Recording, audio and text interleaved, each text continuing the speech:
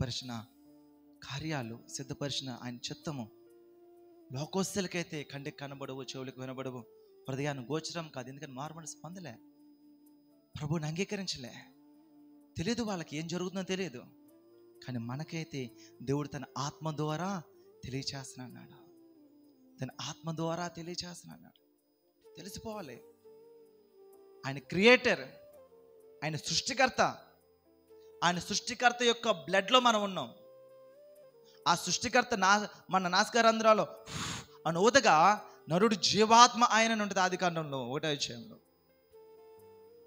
జీవాత్మ అయ్యాడు. ఆ జీవాత్మ ఎక్కడి నుంచి వచ్చింది? సృష్టికర్త. మన విత్తనము, మన సీడ్, మన బలం ఏంటి? క్రియేటింగ్. కొత్తగా మనం క్రియేట్ చేయగలం, నూతనంగా క్రియేట్ చేయగలం. అపవాది సమస్యలు తీసుకొస్తుంది. ఎలాంటి సమస్యలు తీసుకొస్తుంది తెలుసా? ఏవైతే జరిగాయో, ఏవైతే మన బలహీనతలు ఉన్నాయో, ఏవైతే అయిపోయినాయో వాటిని గుర్తు చేసి మన విశ్వాసం నుంచి పడగొట్టడానికి ప్రయత్నం చేస్తాడు అపవాది.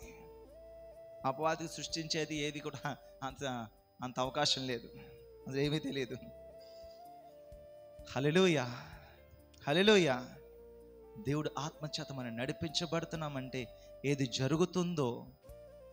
జరుగుతుందో, ఎక్కడికి వెళుతున్నామో, ఎలాగవుతుందో విషయాలు మనం కనిపెట్టగలగాలి. ఇంకెందుకు మరి ప్రభుత్వం? మనం ఆయన ఆది అంతమైన దేవుడు. ఆయన సమయం లేదు. ఆయన ఆది అలాగ ఉన్నాడు, ఇప్పుడు అలాగే ఉన్నాడు.